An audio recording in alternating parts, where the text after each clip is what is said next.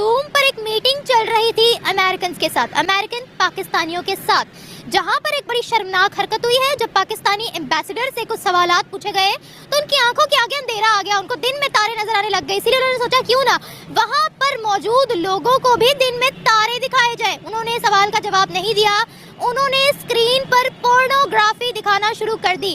उन्होंने 18+ video screen पर चला दी और अकॉर्डिंग टू द रिपोर्ट्स ये भी सामने आ रहा है कि वो ड्यूरिंग द मीटिंग अपनी बीवी के साथ भी गलत हरकतें कर रहे थे। काश के रियासत उन्हीं नेक जज्बात के तहत मजबूर हुई होती, जो नेक जज्बात आपने बताए हैं कि उस वजह से मजबूर हुई है। देखिए, फेक न्यूज़ कायम और दायम है, मजहबी मुनाफरत फैल रही है। मुझ जैसे मस्कीन आदमी पर भी एक मौलाना साहब तकरीर झाड़ चुके हैं। एक सहाफ़ी बेचारे तो पाकिस्तान के बहुत बड़े नामी गिरामी सहाफ़ी जो हैं, उनको तो खुलेआम सोशल मीडिया पर तकरीरों में धमकियां दी गई हैं, जान की धमकियां दी गई हैं। किसी ने नहीं हिसाब किया, किसी ने नहीं पूछा।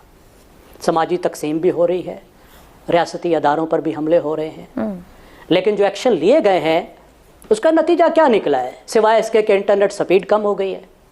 अब आप यूट्यूब पर किसी का लेक्चर नहीं देख सकते, 4 दफ़ा वो बंद हो जाता है।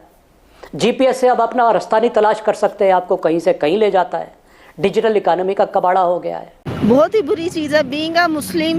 एक तो कोई बंदा उस वक्त तक मुसलमान हो नहीं सकता जब तक कि उसकी ज़बान हाथ से दूसरे मुसलमान महफूज ना रहे।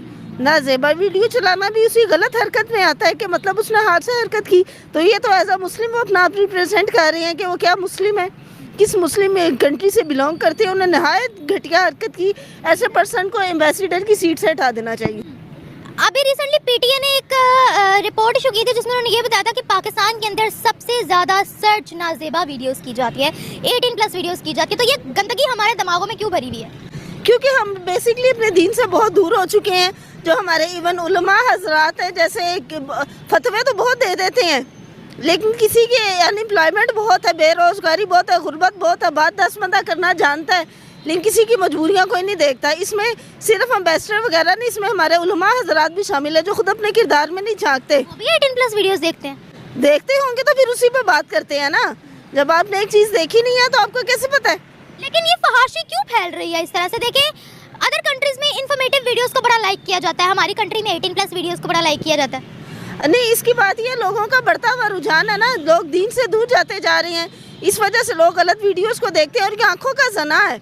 गलत वीडियो को देखना भी आंखों का जना है, गलत चीज़ है। हम एक चीज़ गलत चीज़ को नहीं देखेंगे वो आगे नहीं फैलेगी। लेकिन हम स्कूल्स में इस्लामियात पढ़ाते हैं, हम लोग स्कूल में इस्लाम की बातें सिखाते हैं, हमारी कंट्री के अंदर मदरसे बहुत ज़्यादा, हर घूमता हुआ बंदा तो मौलवी बना हुआ है, फिर दीन से दूरी कैसे है?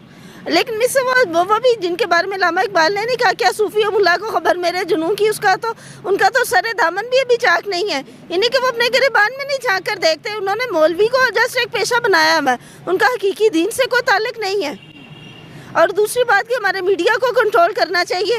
जो हमारी अदालतें हैं उन्हें इन ऐसे बंदों के खिलाफ एक्शन लेना चाहिए, हमारी अदालतों को एक्शन लेना चाहिए। हमारे ये जो पहले ज़माने में हुआ करता था, जिसको पास नहीं करते थे फिल्म को, सेंसर, हाँ सेंसर बोर्ड को काम करना चाहिए। हमारे इस्लामिक काउंसिल ने कहा VPN हराम है, इससे लोग गलत चीज़ें देखते हैं।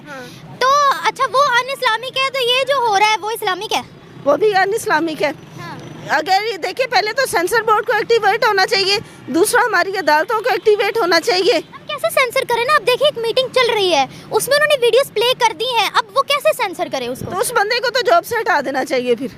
लेकिन सवाल ये है कि हम लोगों का माशरा इतनी गंदगी की तरफ जा रहा है, आपको पता है हमारी इसी सोच की वजह से हम लोगों को दुनिया कबूल नहीं कर रही बिल्कुल भी। और किसी और मुस्लिम कंट्री में ऐसा माहौल नहीं है जैसा यहाँ पे है। कहने को हम लोग इस्लाम की बेस पे अलग हुए, लेकिन ये बात है और कंट्री से हमारा कंसर्न कोई नहीं है। वहाँ पे जो है सो है, हम तो मुस्लिम्स कंट्री से हैं। आपको ना ऐसी चीज़ें देखनी चाहिए ना चलानी चाहिए। यूट्यूब पे पाबंदी होनी चाहिए। जो मटीरियल शाया कर रहे हैं, सम टाइम लोग नाते सुन रहे हैं, उसमें भी अगला बहुत सी बेहुदा वीडियोस आ जाती हैं, नात के नीचे आ रहा होता वल्गर मटीरियल। यूट्यूबर पे भी पाबंदी होनी चाहिए कि जब तक कोई बंदा खुद सर्च आउट ना करे, आप फास्ट चीज़ों को सबके लिए हार्म ना करें। आप यूट्यूब बैन नहीं करें, जो गलत मवाद है आप उसको हटवाएं। हाँ जी, गलत मवाद को हटवाएं। उसमें बड़ी ज़्यादा अल्हम्दुलिल्लाह सूरत यासीन शरीफ भी आ जाती है, और भी चीज़ें आ जाती हैं। ईद हसन निसार साहब, हम बात कर रहे हैं रियासत को सोशल मीडिया की कड़ी निगरानी पर मजबूर कर दिया गया। तो एक बयान शेर अफजल मरवत साहब हैं पीटीआई के, वो ये कहते हैं कि इमरान खान पर इद्दत के इस डिजिटल एडवेंचर का नतीजा है, हमने कभी इनको इख्तियार नहीं दिया कि पीटीआई के नाम पर इदारों को गालियां दे।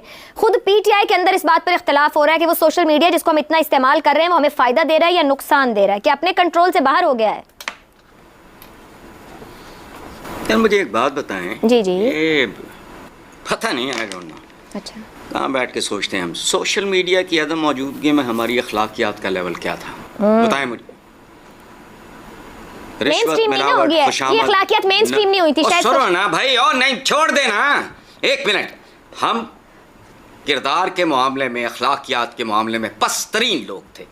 इससे पहले भी कब्जा ग्रुप, रिश्वत, मिलावट, खुशामद, नमूदो नुमाइश, झूठ, गलाजत, वल्गर किस्म की शादियाँ, ये तो कब का शुरू है?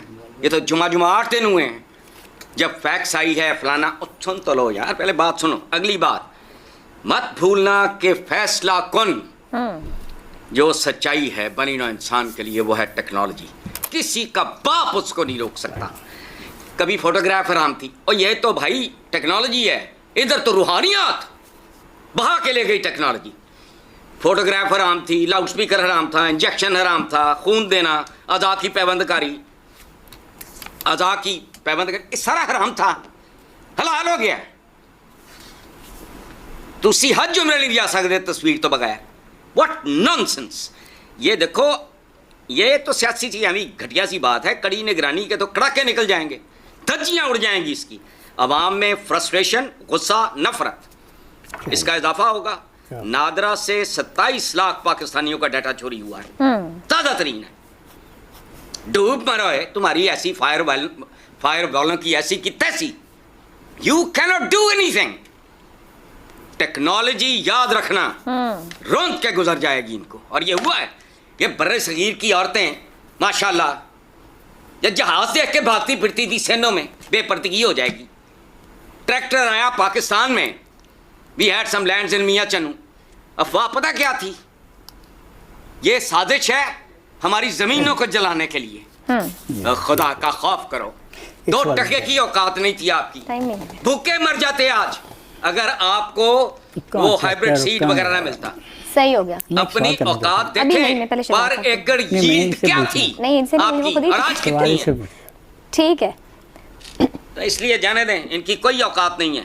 ठीक है। मैं शहजाद साहब, सर मैं एक मिनट 27 लाख पाकिस्तानियों का डाटा चोरी हुआ। सर मैं एक जय हिंद। शहबाज सरकार ने सोशल मीडिया बैन लगाने की पीछे की वजह सोशल मीडिया पर फैलाई जा रही नफरत और गुस्से को बताया है। रमजान के पवित्र महीने के दौरान किसी प्रकार कोई भी घटना ना हो, इसके लिए सोशल मीडिया पर नियंत्रण करना जरूरी है।